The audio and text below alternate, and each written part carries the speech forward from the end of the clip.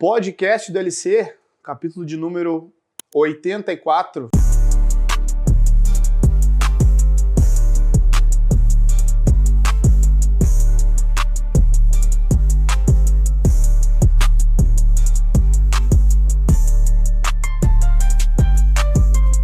A gente está mantendo uma sequência de convidados, recebendo aqui no nosso CT, Porto Alegre, Rio Grande do Sul, Brasil. Hoje vai ser um desafio para mim, esse convidado. Eu vou tentar conversar com ele e ao mesmo tempo aprender, porque realmente é uma das grandes referências da preparação física. É um cara que nós aqui da LC Academy acompanhamos há muitos anos. Tenho certeza que muitos de vocês conhecem ele, além do trabalho no futebol, também na área acadêmica, no atletismo. E para nós uma grande honra recebê-lo aqui. Vai ser uma aula para nós e também tenho certeza para vocês que estão aí do outro lado. Então, professor Hélio Carraveta, seja muito bem-vindo. Como é que tá? Lucas, tudo bom? Prazer. Obrigado. Poder conversar contigo e a gente poder socializar, trocar ideias e socializar o conhecimento. Levar valores, levar conceitos, mostrar caminhos. Isso. Eu acho que nós, como professores, eu acho que esse é o nosso ideal e a nossa vocação. Bom, é uma honra também dizer que somos colegas, né? Nós somos colegas de professão, de educação física. Professor de educação física. Aqui dentro nós temos também o professor Pio, que é o nosso outro formado em educação física também, professor, trabalha com atletas, então ser colega do senhor de profissão para nós é uma... Tive a oportunidade de conhecer o Pio. Sim.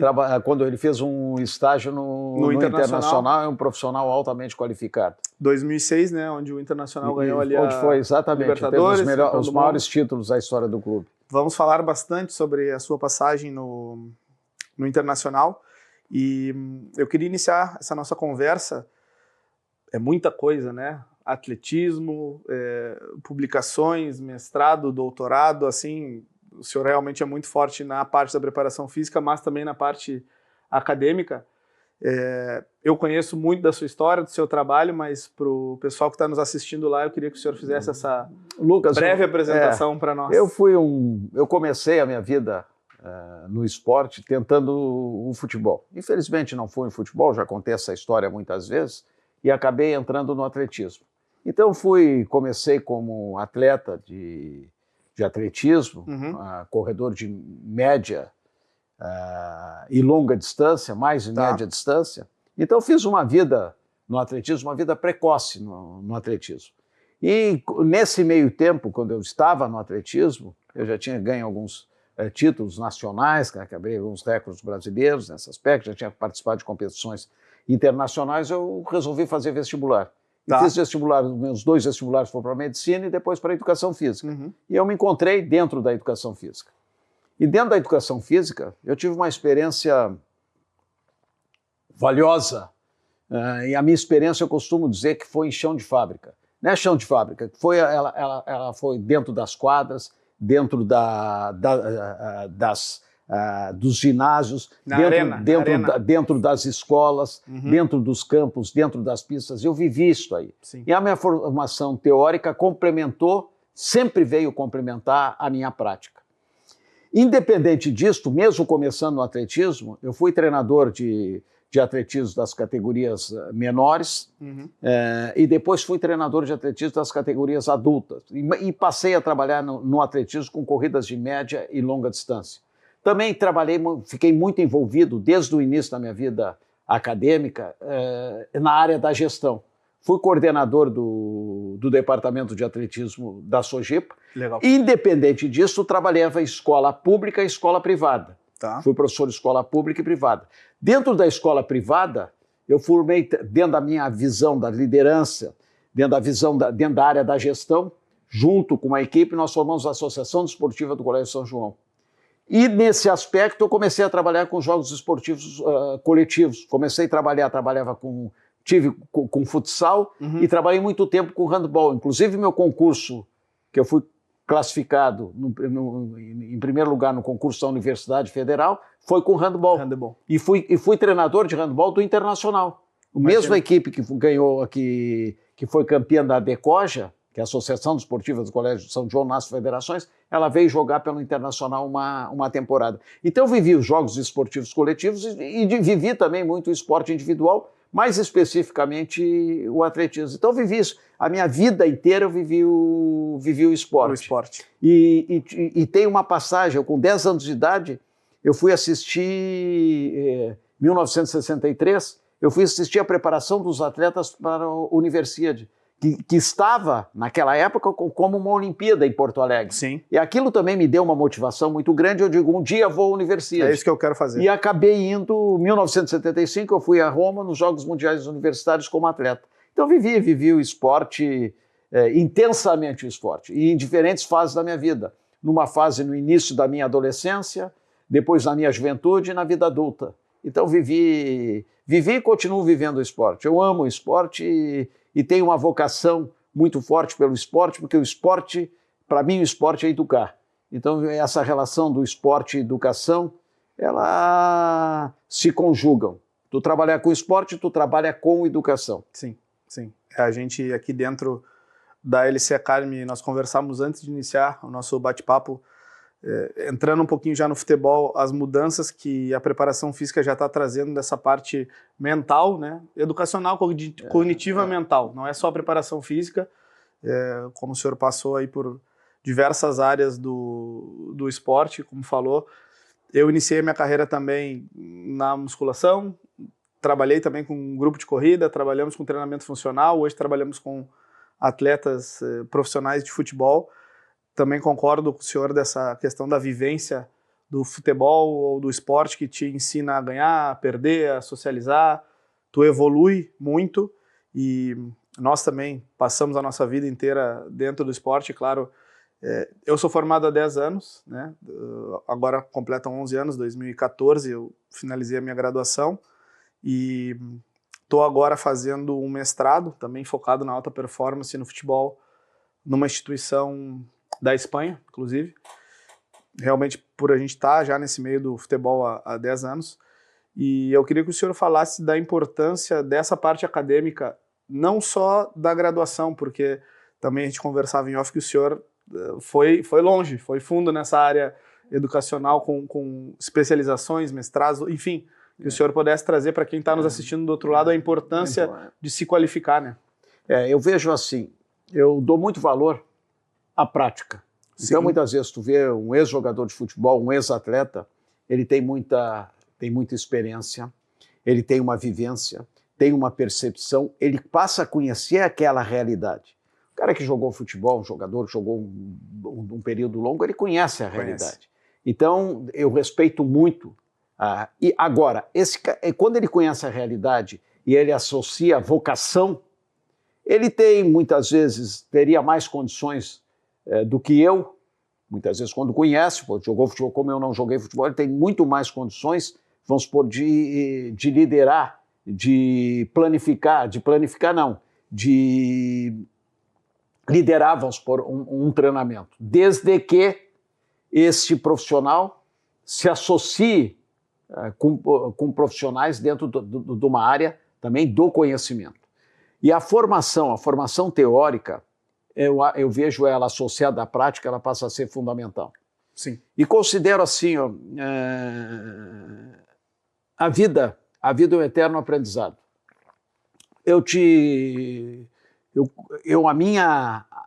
A minha história de vida, eu passei a vida inteira dentro das quadras, dentro da escola, dentro dos campos e me estudando. Até bem pouco tempo eu estava fazendo um curso, eu fiz outro MBA há 10 anos atrás.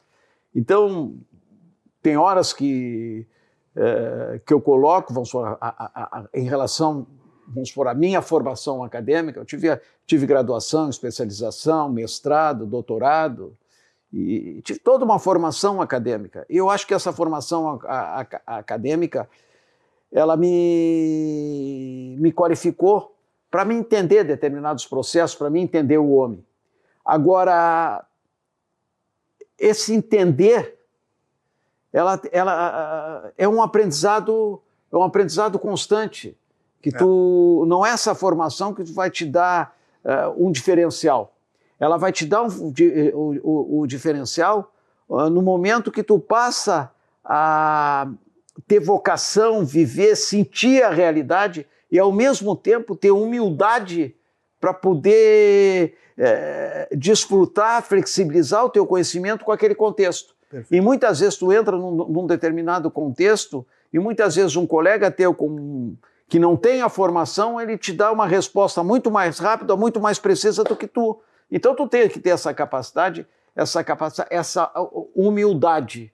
E uma das coisas que eu não gosto, nunca gostei, é da prepotência epistemológica, porque o meu entorno do saber, ele me leva a entender o mundo como um todo e passo a desprezar o outro.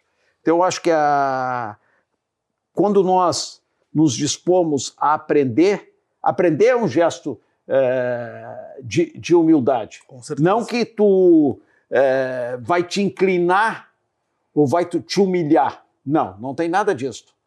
Tu vai crescer e cada vez tu vai te tornar maior no momento que tu estiver aberto para flexibilizar teu conhecimento, para aceitar a opinião do outro, para discutir a opinião com o outro, para criar dissonância e poder criar dissonâncias no outro.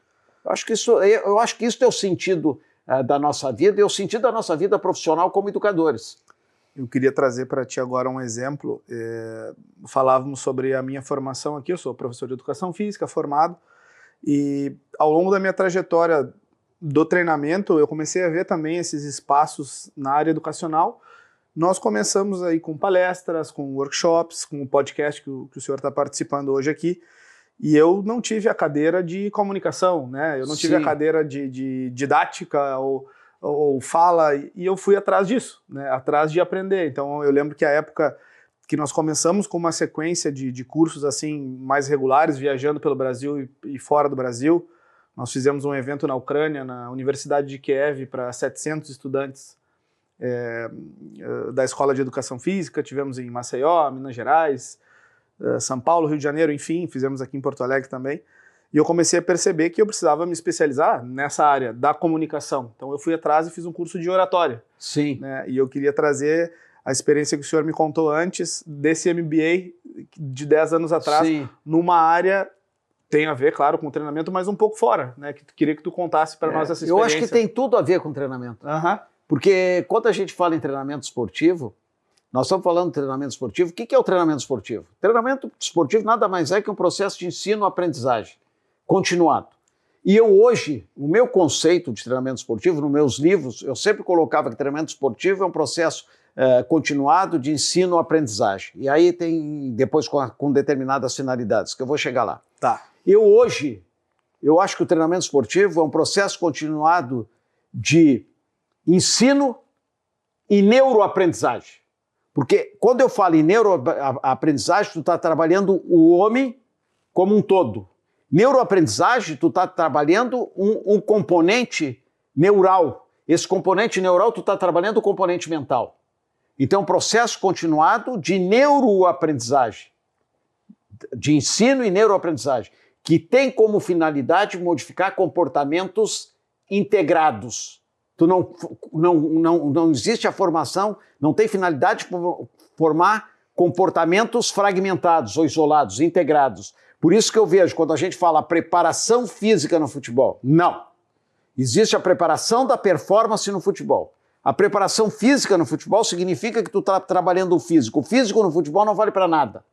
Porque quando tu está trabalhando os aspectos adaptativos, através do treinamento esportivo, tu provoca o quê? Estímulos adaptativos. Esses estímulos adaptativos não são estímulos adaptativos quando tu traz o teu atleta aqui na tua academia, não é estímulos adaptativos para trabalhar um componente físico. Tu trabalha esse componente físico relacionado ao componente mental, a um componente emocional, a um componente cognitivo, ele tem uma abrangência muito grande. Então, quando a gente fala em treinar alguém, nós estamos treinando esse alguém como um todo. Como um todo. Porque nós trabalhamos com seres humanos. E eu te pergunto muitas vezes, ao supor assim, eu faço em alguns trabalhos que eu apresento, e muitas vezes algumas palestras que eu apresento, eu mostro a relação dos animais. Os animais, tanto na prática, nos aspectos físicos, eles são superiores aos humanos. Tu vê muitas vezes um canguru, A velocidade de um canguru e o salto do canguru são superiores ao homem. Tu vê a força de um gorila superior ao homem. Tu vê um peixe-espada, a velocidade dele é superior a um homem. Então tu passa a ser... E eles têm uma inteligência prática rara. Então o que nos diferencia dos animais? Por que os animais não jogam futebol? Porque os animais, o que nos diferencia dos animais é que nós temos um neocórtex. Nós temos uma inteligência, essa área de cognição. Porque o nosso emocional, o nosso sistema emocional é muito parecido com os animais. Sim. Então tu passa a trabalhar da relação do sistema emocional, a relação do emocional com o componente cognitivo e o componente racional. Então isso faz um diferencial muito grande. E muitas vezes eu vejo as estruturas muitas vezes dos clubes, eu não estou tentando fazer uma crítica, essa crítica que eu faço à estrutura dos clubes, eu faço a minha relação. Eu tive num clube de futebol 25 anos, 26 anos, então não é, então eu fiz parte disso tudo. Então tu vê muitas vezes essa estrutura, ela não contempla um todo, e ela contempla as partes. E muitas vezes, voltando agora falando em jogador de futebol, tu vê que o jogador de futebol hoje, ele se deixa influenciar cada vez mais por uma estrutura que tem que ser renovada, melhorada. Ele trabalha muito mais, ele se deixa envolver por fatores externos e por compensações materiais do que fatores internos. Sim. Então, esses fatores internos que fazem a diferença em qualquer área, em qualquer profissão. E principalmente, vamos supor, quando tu tá entrando numa área onde tem um apelo midiático muito forte. Sim. E tem um retorno financeiro, econômico muito, muito forte. Sim. Então, aquele indivíduo que está inserido dentro daquele contexto, ele deveria ser blindado com uma estrutura onde ele pudesse ter, naquele processo de formação, uma formação integral. Sim. E o próprio, quando nós falamos de escolaridade, a escolaridade deveria ser obrigatória para os jogadores de futebol. Não para formar erudição, mas para que esses meninos passem a entender o mundo, como eles estão situados dentro desse mundo, como eles estão situados em relação à família, como eles estão situados em relação à profissão. Então, dentro desse aspecto, eu acho que nós precisamos mudar, vamos pôr em termos estruturais, em termos de sistema, urgentemente o processo de formação dos jogadores no Brasil. E outro aspecto que hoje nós podemos... Eu falo com alegria, falo motivado, porque eu vivi há 30 anos que eu venho acompanhando o desenvolvimento do futebol e o desenvolvimento dos profissionais. Hoje tu tem profissionais dentro do mercado altamente qualificados em todas as áreas. Tu tem gestores de negócios, os negócios que eles vêm fazendo, empresários de negócios altamente qualificados. Tu tem essas áreas de apoio técnico dentro da área da fisiologia, fisioterapia, psicologia, pessoas altamente qualificadas. Mas nós temos uma estrutura ainda com raízes culturais muito, muito pobres. Não falo raízes culturais em relação à formação do passado, que eu acho que muitas vezes nós temos que resgatar, mas são raízes culturais relacionadas muito a uma visão, a uma materialidade e uma relação de recompensas materiais. Sim. E de uma visão, de uma atitude, um comportamento muito paternalista que passa a minimizar determinadas dissonâncias em relação ao jogador, um protecionismo exagerado, e um protecionismo que não leva a nada, Sim. que não leva ao desenvolvimento do profissional, não leva ao desenvolvimento do homem. O senhor trouxe 3 temas aí que eu tinha já selecionado para conversarmos. Claro, a gente deu uma passada rápida por eles, que são questões dos seus livros, primeiro ponto. O segundo ponto é esse trabalho global do atleta, porque hoje aqui dentro a gente faz isso, né? Nós somos uma empresa especializada em treinamento para atletas de futebol. Porém, como a gente conversava em off ali antes de começar a nossa conversa, a gente trabalha diversos aspectos também do atleta motivacional, né? A confiança, tem vezes que o atleta está no banco, tem vezes que não joga, tem vezes que não é convocado, tem vezes que está muito bem, tu tem que dar uma segurada nele, então são todas essas questões globais, não é, como o senhor disse, chegar aqui, pegar um kettlebell, fazer 10 repetições e valeu e vai embora, né? Tem outras coisas. E além disso, também o senhor passou a gente vai entrar bastante nesse tema dos seus 26 anos de experiência dentro de um clube de futebol. Mas vou voltar 2 casinhas e falar sobre a questão dos livros, né? Nós aqui, a gente, recentemente, inclusive, como equipe, né? Nós somos 4, o senhor conheceu a nossa equipe aqui, e nós estávamos lendo o mesmo livro, né? Compramos aí, cada um tinha um livro, a gente estava lendo, se chama Cartas para Empreendedores, então nada a ver com a área técnica da educação física, mas era para gerar gatilhos e para que todo mundo entendesse aqui que, como o senhor disse, é um negócio, é uma empresa, né?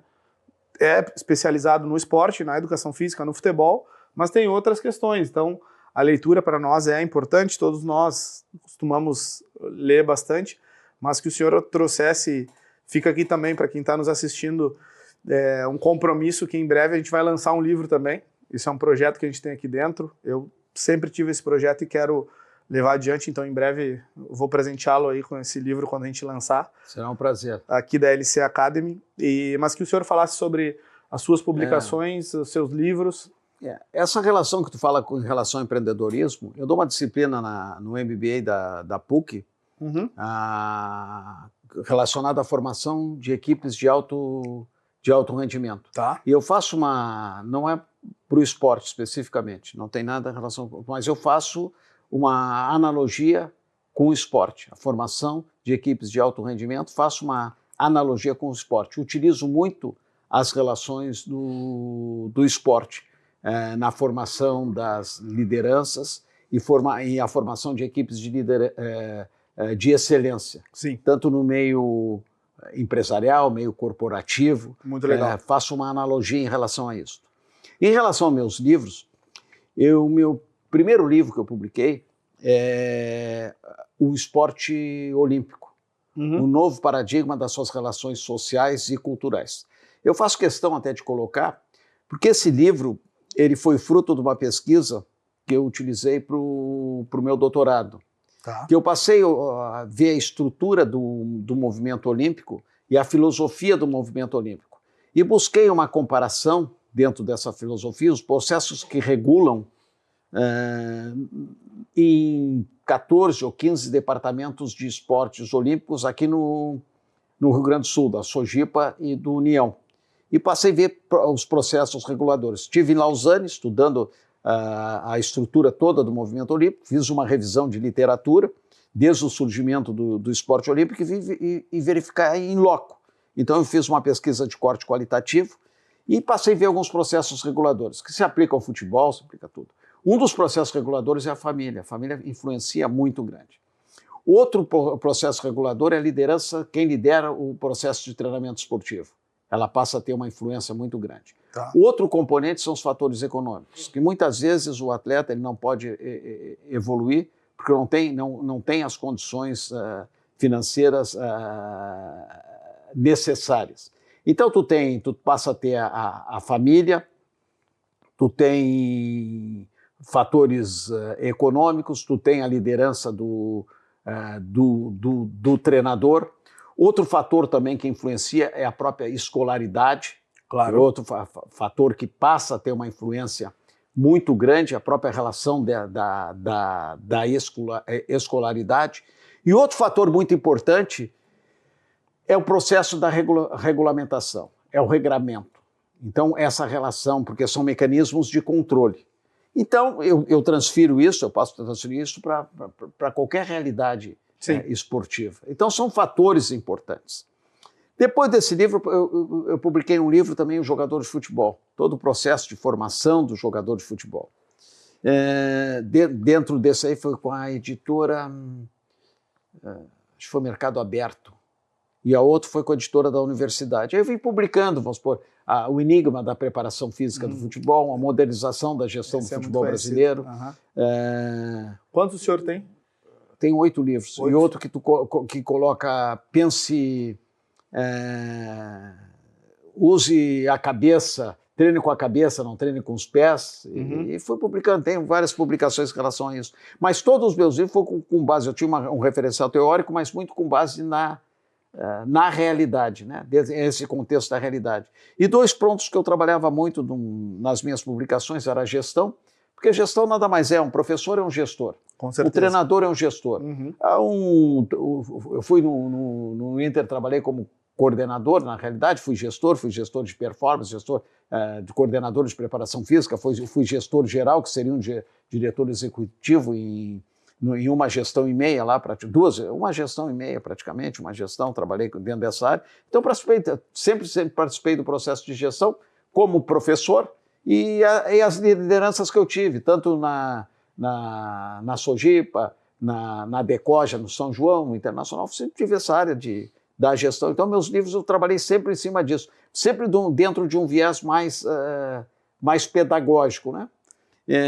Porque quando a gente fala, nós falamos muito em pedagogia é um termo bonito, mas o que é a pedagogia? Pedagogia é quando tu tem capacidade, é levar alguém, caminhar junto com alguém. Sim. Então, quando tu caminha com alguém, tu mostra caminho para esse alguém, e mostrar esse caminho não significa facilitar o caminho. Tu tem que mostrar o caminho e muitas vezes colocar espinhos no caminho, para o indivíduo poder crescer, colocar diversidades no caminho e criar, muitas vezes, nesse caminho, dissonância. Nem tudo na vida, tu vai ter que fazer algumas coisas, vai superar algumas coisas que não te agradam. Mas tu tem que desenvolver essa resiliência interna justamente para ter essa capacidade de superação. A capacidade de superação é um aprendizado. E outra coisa, é um aprendizado, é um desafio que quem tem que provocar é quem está desencadeando esse processo, que é o professor, é o treinador. Sim. E aí são componentes importantes. Eu acho que hoje nós temos 2 componentes que eu considero extremamente significativos, sempre foram, mas hoje cada vez mais, pela complexidade do mundo em que nós vivemos, que é tanto o processo da cognição quanto o componente emocional. São 2 componentes que eu acho que estão inseridos dentro dos processos de treinamento. Quando a gente fala em treinamento desportivo, esses 2 componentes são fundamentais. Agora, é uma coisa, para trabalhar em cima desses componentes, tanto do emocional do cognitivo, tu tem que ter um pouquinho, tem que ter uma formação. Já ia falar isso. Senão tu não... Já ia falar isso. Senão tu pode usar a tua intuição, mas tu tem que ter formação. Porque associar o cognitivo ao emocional, na minha época era assim, tudo bem. Mas tu tem que ter uma formação para poder realizar. E eu vejo na própria área da gestão, a própria gestão, ela tinha que ter a formação, tu tem que desencadear uma formação continuada. E essa formação continuada, e esse processo de formação de entendimento, ela deveria partir de todos. Muitas vezes, o que acontece? Muitas vezes o dirigente estatutário que entra. O dirigente estatutário, ele deveria conhecer mais, tem que aprofundar um pouquinho mais o conhecimento, a realidade do esporte. Porque a realidade do esporte é diferente da realidade de qualquer outra área. Ela tem suas peculiaridades. E ao mesmo tempo, vamos supor, se eu entro no futebol, eu tenho que conhecer um pouquinho a realidade do futebol. Claro. Entende? Então tu tem que conhecer um pouco, até para te poder tomar as decisões. Então esse processo de formação continuada, se o clube tem esse processo de formação continuada, o próprio dirigente passa a entender. E o dirigente muitas vezes entende de uma forma superficial. Sim. Por isso que muitas vezes, vamos supor, tu tem um profissional e esse profissional não é bem aproveitado muitas vezes dentro dos clubes.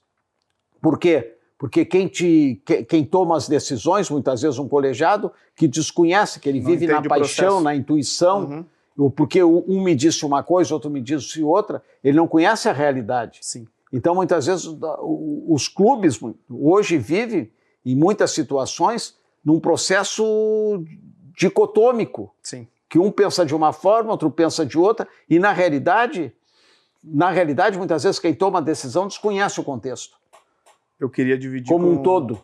Eu ia dividir com o senhor aqui e com quem está nos assistindo lá, obviamente. A nossa realidade aqui, nós temos mais de 15 atletas hoje em 6 países do mundo, tá? Então, de novo, conhecer a realidade. Nós trabalhamos com fusos horários diferentes, nós trabalhamos com ligas diferentes, ou seja, na Rússia, no Japão, na Turquia, em Dubai. são campeonatos diferentes. Nós trabalhamos com atletas, nós temos assim o 8 e 80. Nós temos um atleta da formação na Rússia, que tem 15 anos, e nós temos um atleta já estabelecido com 35 em Dubai. Então, a gente tem que conhecer essa realidade, é um todo, né? Por isso que hoje em dia virou comum essa terminologia do gestor de performance, porque, como o senhor disse antes, não é só colocar um exercício, contar as repetições e acabou. Tem muito mais coisa envolvida, entender essa realidade aqui dentro. Por exemplo, eu e o Pio, que somos os treinadores, né? Nós somos praticamente obrigados a falar outro idioma, né? Nós temos hoje 2 atletas só brasileiros. Então, sem falar o inglês, ou o espanhol, o italiano, o russo, a gente não vai avançar. Então é tudo realidade para quem está nos assistindo. E um profissional renomado como esse falando e ratificando essa questão do desenvolvimento pessoal. Eu recentemente li um livro também de neurociência para entender um pouco mais esses aspectos cognitivos, de gerar uma confiança no atleta. O que é o gestor de performance, como eu estou gerindo, né? Eu não estou só passando um treino, né? Eu estou querendo saber realmente o feedback do atleta, como é que está em casa, o senhor trouxe agora como é que está a família, isso é importante às vezes, está no banco, não está jogando.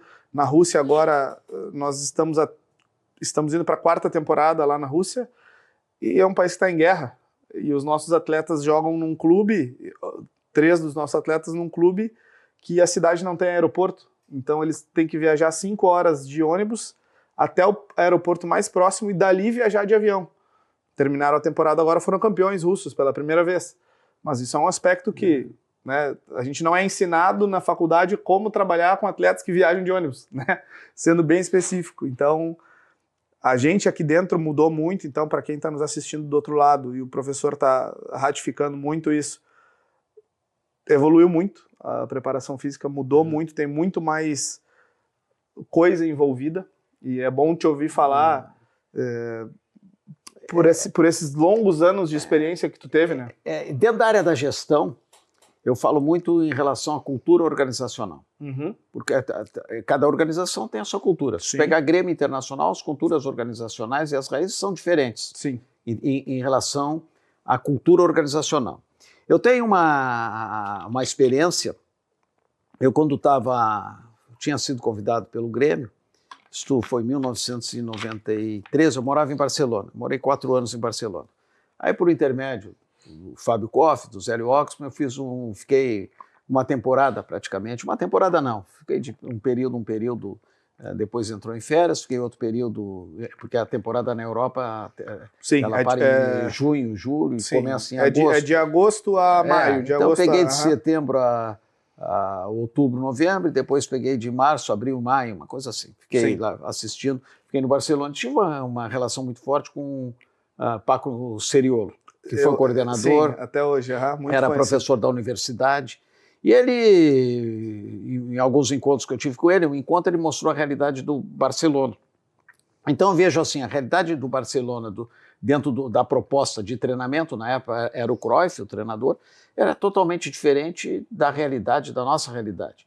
Então a cultura organizacional do Barcelona era diferente da cultura organizacional de outros clubes aqui no Brasil. Tem uma diferença muito grande. Inclusive isso se aplica ao treinamento desportivo. Eu estive na China também, e fiquei um mês praticamente na China e fui apresentar um projeto para a formação dos jogadores de futebol. E fui rechaçado muito, porque eles tinham uma mentalidade como da ginástica olímpica, das artes marciais, do atleta trabalhar diariamente, 6, 7, 8 horas por dia, trabalhar em cima do esforço físico. E na realidade, a formação do jogador ela se dá muito mais através da criatividade, da tomada de decisão, do que o aspecto... Eu acho que o futebol está muito mais para a arte do que um esporte de alto rendimento. Então ela se dá muito mais dentro de um processo criativo, com a formação, nós somos 5 vezes campeão do mundo, com jogadores formados praticamente na base, na várzea, em campos livres, com espontaneidade para jogar, com essa tudo. No momento que nós passamos para a formalidade, também nós tiramos um pouco da espontaneidade do jogador brasileiro, que nós passamos a copiar um modelo europeu. Concordo. Então essa cultura organizacional, ela passa a ser importante. E muitas vezes essa cultura organizacional, a mudança da cultura organizacional ela se dá muito através de liderança. Sim. Agora nós temos falado de um título recente, de um jogo maravilhoso que nós vimos agora, o PSG. Sim, contra a Inter de Milão na Champions League. Exatamente, com o Luiz Henrique. Eu tenho acompanhado as entrevistas, tenho acompanhado a história do Luiz Henrique, e me chama a atenção 2 pontos que ele coloca. Ele coloca que ele dá uma ênfase muito grande à preparação física. Tá? Aí eu vou dizer o que é a preparação física na visão dele. O Luiz Henrique, quando trabalha, quando deixa de jogar futebol, ele vai fazer Ironman e vai fazer maratona. Sim, sim. O que significa fazer Ironman e o que significa fazer maratona? Significa tu te entregar. Tu te entregar ao esforço, tu te entregar à dor, tu te entregar em determinados momentos ao sofrimento, te entregar a uma rotina monótona. E outro aspecto que ele passa, quando ele fala preparação física, eu entendo dessa forma. É uma entrega, a dor, ao sofrimento, a renúncia. E quando ele coloca que ele respeita um código disciplinar, que ele tem que ter liberdade de falar para o melhor atleta o que ele tem que melhorar, esse atleta tem que melhorar, ele fala em código disciplinar, ele está falando do jogador ter uma capacidade de entendimento, ter uma força interior e ter humildade. Então, esse treinador, na minha visão, quem lê, eu tenho acompanhado a história dele, acompanho as entrevistas dele, tenho acompanhado e agora mesmo estou aqui, tu vê que ele está resgatando alguns valores básicos. O que ele resgata os valores básicos? Formar no homem uma força interior. E o time dele foi muito claro, vamos por a maneira como o time se comporta. Ele volta, vamos por, se olhar sobre o aspecto tático, organizacional, e sobre a capacidade de performance dos jogadores. Os jogadores têm uma verticalidade ofensiva, que jogam de uma forma... Eles sempre têm opção, eles têm verticalidade e sempre têm opção de 4, de 3, de 4 para trocar a bola, com verticalidade ofensiva. Ao mesmo tempo, ele vê que ele volta de novo e continua com a verticalidade ofensiva. E quando retornam, tu vê que tem uma renúncia muito grande, uma entrega de grande, eles retornam de uma forma posicional. Claro. Então eles retornam. Então tudo é um mecanismo que eles têm uma capacidade de entendimento, tem renúncia, tem uma capacidade de sofrimento. E outra coisa que tu nota, uma capacidade de renúncia e de sofrimento. Outra coisa assim, tu vê uma capacidade de entrega. Isso é uma força muito grande interior.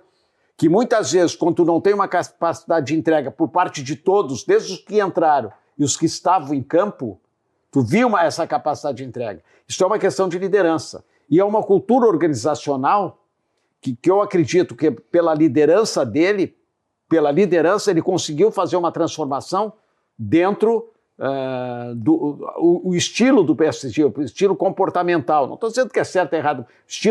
O comportamento da equipe passou a ter outro comportamento. Nos últimos 10 anos, eles focaram muito em investimentos altos em estrelas, e quando, magicamente eles trocam a cultura dentro do clube e começam a... Não que os atletas sejam ruins, são muito bons, mas são mais operários dos que os outros. Exatamente, eu não estou fazendo comparação de atleta, eu estou falando numa cultura um comportamento. Então ele criou um comportamento, é um comportamento que eu acredito. Sim. Eu acredito. Eu acho que o atleta hoje, um jogador, hoje por mais capacidade técnica, com mais talento que ele possa ter, ele tem que renunciar. E eu tenho uma coisa muito clara que eu te digo assim, o jogador de futebol, quanto mais ele passa a evoluir, quanto maior o estágio dele, maior ele vai ser um operário do esforço. Maior ele vai ser um operário do esforço. E o escravo da aspiração. Porque ele passa a ser escravo da aspiração porque ele tem uma compensação tão grande, ele tem uma condições de vida tão boa que ele tem cada vez mais se superar. E eu acho que isto, muitas vezes, limita o desenvolvimento e o crescimento de uma equipe. Quando tu passa a ter um talento e esse talento renuncia à superação. Sim. Ele renuncia ao esforço. Então, e deveria ser o contrário. Esse talento deveria ser o exemplo, deveria ser um elo motivador para que todos renunciassem ao esforço e à superação. E o esporte por mais que nós possamos, assim, o futebol está relacionado à arte, sempre. E o processo de formação do jogador deveria ser pela arte. Aí, agora, num determinado momento da sua formação, quando ele entra numa maturação biológica e a maturação cognitiva, que ela se dá mais tarde, aí sim, aí tu pode começar a exigir. E quando nós falamos em maturação cognitiva, eu quero deixar bem claro aqui uma coisa muito importante para os treinadores. Em termos organizacionais de equipe, as informações e os mecanismos de organização, tanto dentro da área tática, respeite a maturação cognitiva. Muitas vezes o jogador, primeiro, por não ter a vivência. Segundo, por não maturar em termos de entendimento, ele não entende muitas vezes uma proposta de jogo que muitas vezes nós queremos impor. Sem dúvida. E muitas vezes essa proposta de jogo, quando nós passamos a impor uma proposta de jogo, nós passamos a provocar o quê? Interferências. Essas interferências são negativas. Essas interferências provocam bloqueio no desenvolvimento do jogador. Então nós temos que tomar muito cuidado quando nós estamos trabalhando, vamos supor, com categorias de base, com meninos de 14, 15, 16 anos, dentro de um componente, quando nós estamos falando dentro da cronologia, que muitas vezes ele amadurece com 15 e outras vezes amadurece com 17, tanto no aspecto biológico quanto no aspecto cognitivo. Eu não estou entrando ainda aqui no aspecto emocional. Sim. Poderia entrar no aspecto emocional, mas isso... Então aí entra um processo que eu vejo, a relação dos clubes. A relação dos clubes dentro de ciclos de treinamento, eles deveriam ser ciclos encadeados. E outra coisa, não tem treinador, ele tem formador. E o formador, quem ganha, é uma equipe, não o treinador. Então, vamos supor a equipe, se eu tenho um ciclo de 12 a 15 anos, ou 12 a 14 anos, eu tenho treinadores, formadores, que vão formar o jogador para chegar a um estágio a 15 anos, com determinados indicadores. Sim. E dentro de determinados objetivos. Não é a categoria, eu sou treinador da categoria A, eu treino a categoria A para vencer o campeonato A. Eu sou treinador da categoria B para vencer. Não, vai treinar para vencer, mas tem que estar encadeado o processo de formação em termos de progressão de conteúdos. Eu não falo em cargas nesse aspecto, não falo em cargas, estou falando em conteúdos. Estou falando em termos de conteúdos onde tu trabalha o componente lúdico. Outro aspecto, tem muito equívoco, digo com propriedade, dentro do processo de formação do jogador de futebol. É a visão do treinamento analítico. O treinamento analítico é um treinamento ultrapassado. Não. Busque as melhores investigações, busque as pesquisas, busque a ciência. Tu transforma o hábito. Hábito tu transforma, só tem uma forma de transformar o hábito. Repetindo. Repetir. Eu peguei determinados scouts de categorias de base, nos meus últimos anos, que eu passei a estudar esse aspecto, tu vê nas categorias de base muitas vezes, quantas vezes o jogador cruza, quantas vezes ele trabalha um passe de uma forma analítica, quantas vezes ele trabalha os fundamentos básicos, eles repetem os fundamentos básicos, tu vai ver ele trabalha em termos de pequenos jogos e através de jogos, e de uma forma analítica não. Mas aí tem a ideia que ele não desenvolve a inteligência para jogar futebol. Não. A inteligência para jogar futebol ele vai desenvolver de outra forma. Não é através do trabalho analítico. Então esse trabalho cognitivo, esse trabalho de inteligência, tu vai formar numa região do cérebro que se chama cingulado anterior, que tu vai armazenar aquilo. E aquilo tu vai buscar através de quê? De alternativas pedagógicas. Mas isso não exclui o trabalho analítico. O básico. Agora, vamos supor assim, tu querer trabalhar só de forma analítica? Não. Tu vai trabalhar, tu vai buscar, dentro da tua proposta metodológica, onde tu vai unir a inteligência para jogar futebol, a flexibilidade cognitiva para jogar futebol, a capacidade de tomadas de decisão, mas não descuidando do componente analítico, a repetição. A repetição é monótona? É monótona. A repetição é chata? É chata. E muitas vezes, vamos supor assim, tu tem que ter inteligência para não querer alterar um determinado gesto por padrões biomecânicos. Tu tem alguns padrões biomecânicos que são fundamentais, mas muitas vezes pela biotipologia do atleta, tu tem que respeitar algumas coisas para ele desenvolver, mas se dá isso através de repetição. Eu vi agora 3, 4 profissionais altamente qualificados, inclusive o treinador do Flamengo, colocando agora o Felipe e vi outros, que eu tenho até guardei as mensagens, falando hoje da dificuldade dos fundamentos básicos dos nossos jogadores, mas com propriedade. Aí falo que na época deles, determinados jogadores do passado, falando na época deles que não tinha, porque eles repetiam mais. E hoje nós não queremos mais repetir. Então esse aspecto metodológico, esse aspecto de formação, ele passa a ser fundamental. Então tu não tem treinador. Na base tu tem que ter formadores. E outra coisa, tem que formar, tem que querer ganhar? Tem que querer ganhar. Mas dentro de querer ganhar, um processo de formação onde tu tem objetivos de atingir determinados indicadores. Então esse aspecto passa a ser importante. Outro aspecto também que eu volto a te colocar na formação é o sistema de recompensa, que deve ter um sistema de recompensa mais trabalhado, organizado, tem que ter uma cultura organizacional. Os clubes estão perdendo dinheiro hoje. O maior patrimônio dos clubes são as categorias de base. Concordo e muitas vezes estão perdendo esse patrimônio, está sendo rasgado, muitas vezes por uma falta de um critério, porque tem profissionais para trabalhar, nós temos profissionais extremamente qualificados para trabalhar, mas nós não temos uma estrutura ainda que dê sustentação para esse trabalho. Sim. Eu esqueci de avisar no início do podcast, mas vale a pena agora dar uma pausa, volta lá no início com um bloquinho, né, e uma caneta para anotar aí, porque a gente está tendo literalmente uma aula. E um dos temas que eu ia trazer, a gente acabou... Eu te agradeço, e eu te digo assim, eu me entusiasmo muitas vezes.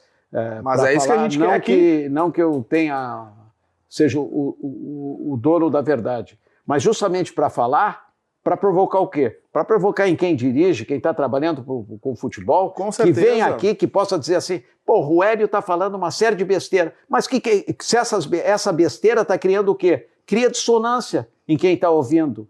Cria dissonância, vai buscar alternativas até para contrariar o que eu estou dizendo. Claro. Mas essas dissonâncias, muitas vezes, tu tem medo de provocar essas dissonâncias dentro do clube. Que muitas vezes o clube muitas vezes te sufoca.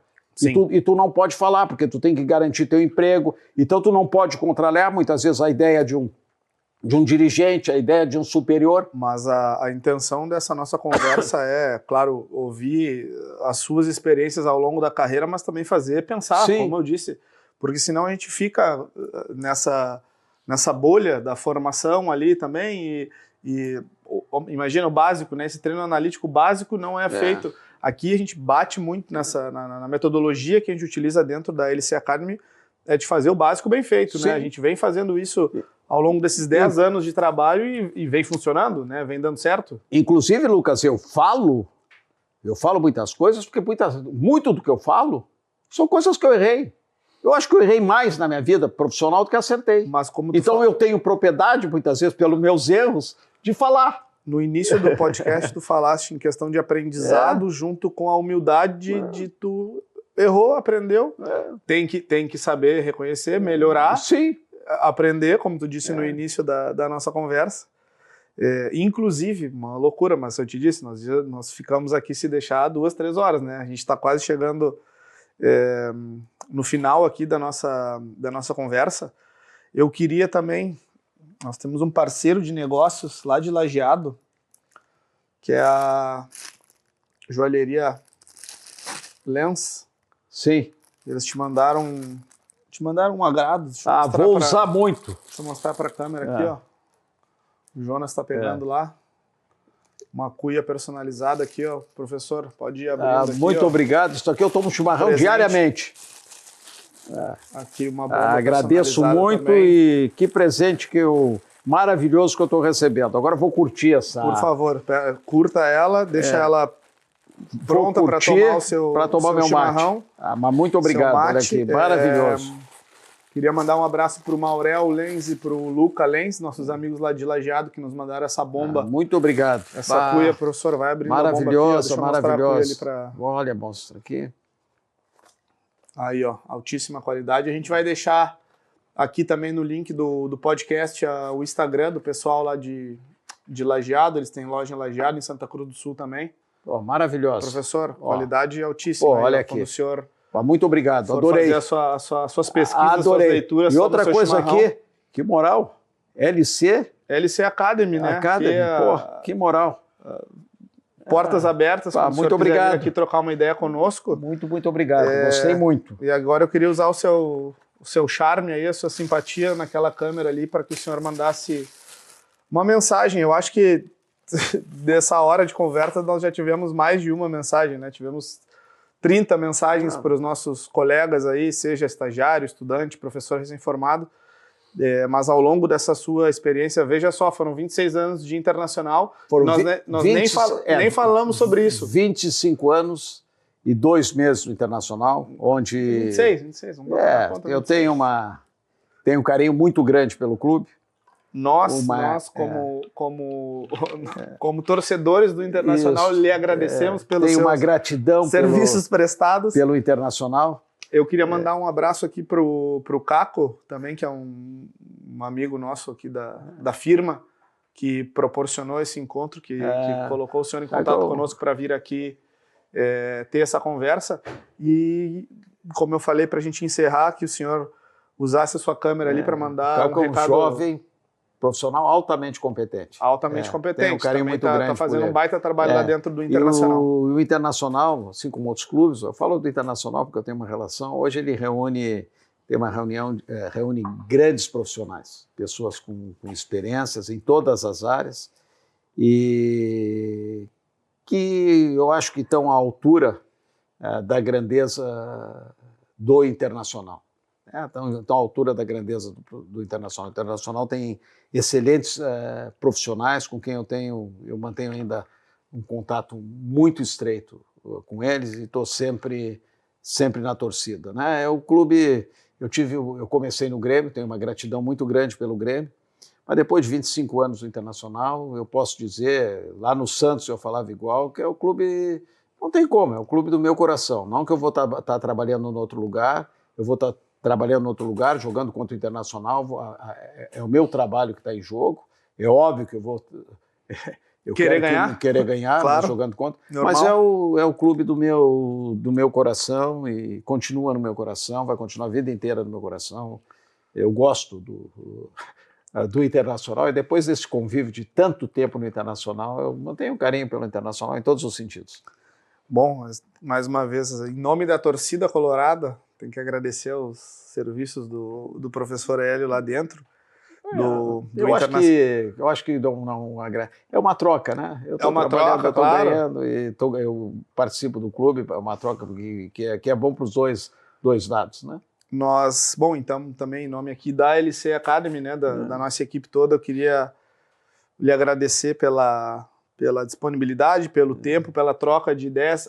A gente tem essa busca constante pelo aprendizado aqui também. É para nós uma honra recebê-lo, poder escutar, aprender muito contigo, levar principalmente a tua mensagem para quem está lá do outro lado. Então, mais uma vez, muito obrigado pela tua presença aqui, por esse bate-papo bem informal, que acho que o pessoal do outro lado tirou vários insights aí dessa conversa de diversas áreas, um profissional renomado. Em primeiro lugar, eu agradeço esse convite. Em segundo lugar, eu passei a conhecer o que vocês estão fazendo, o que vocês fazem.